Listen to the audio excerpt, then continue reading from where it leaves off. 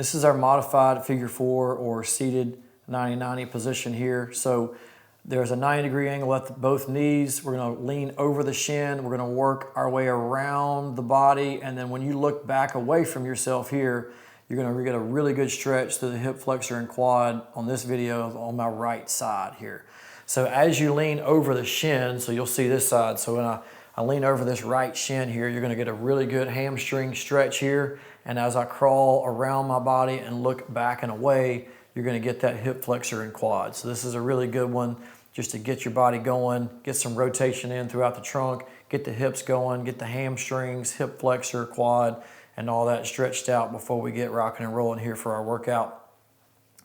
Next thing is going to be 90-90 hip switches. We're going to go hands out front. Create tension through the arms, create tension through the hands, and keep your arms up about parallel to the ground. Go as far as you can with the front leg. When you can't go any further, then move the trail leg. So as you see here, left leg moves as far as you can, but right there, the other leg comes up, and then stay at that 90-degree position with both knees as we switch from our right to our left. Stay as tall a posture as you can when we go from right to our left as we switch. Next is going to be our quadruped position, 4-way hip. So hands and knees are on the ground. It's 4 different directions or movements here. So the first that you saw there was a slow or a low movement. Hips did not move. The second one, as you just saw, the hips open all the way up. And now we're going to go big circles where we open up first and then heel goes to the sky. And then the next movement after this one is going to go in the reverse pattern. So heel goes to the sky and then open up over that hurdle, the imaginary hurdle that's out to your left-hand side here.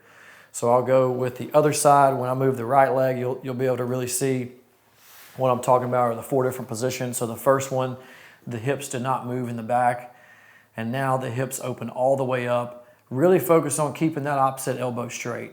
I kept my left elbow straight here, but the tendency here is to bend that left elbow as I'm raising my right leg up. So this is that first circle where we open up out and then heel goes to the ceiling and then come back through. And then the opposite direction is heel goes up first and then we open up over that imaginary hurdle and then come back to that neutral quadruped position. This is our quadruped position, reach through. So we're getting some thoracic rotation as we reach under and trying to reach towards that imaginary handshake underneath your body here. And then put the back of the hand against the small of the back as we rotate there. So as I reach through, there can be a slight bend in the elbow. Don't let the elbow completely collapse here.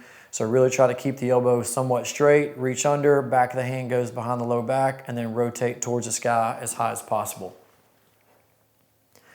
Now we have our T-spine squat. So we're going to squat down, grab the feet, or we're not going to squat yet. We're going to grab underneath the feet and then squat and then rotate to each side.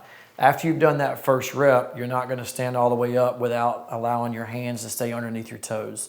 So those are going to stay under the toes here, squat down, elbows are inside the knees, rotate right, grab the toe again, rotate left, keep the hands there, straighten the knees out, and then sit back down again. And then we'll rotate left first here, and then right, grab the hands under the toes, and that's the full T-spine squat. Now we're going low Cossack squats here. So this is just like our side-to-side squat, but now we're really focusing on staying as low as possible and not rainbowing up in the middle here. So try to keep your butt almost dragging the ground right to left. Obviously, it's really tough to do that, but stay as low as you can as you switch.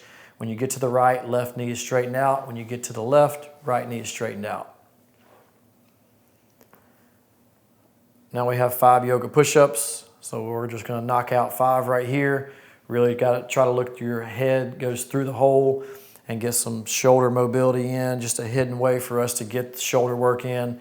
And then we're going to knock out 5 sit-ups. Nothing special here. We're just trying to get some blood flow going before we start our training session.